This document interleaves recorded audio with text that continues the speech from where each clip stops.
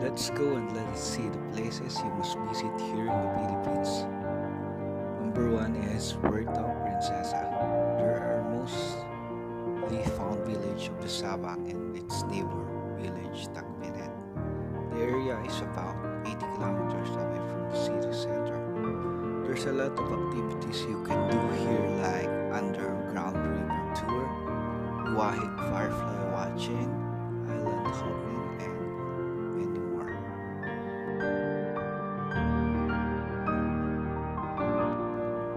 Escape from city light and enjoy the nature.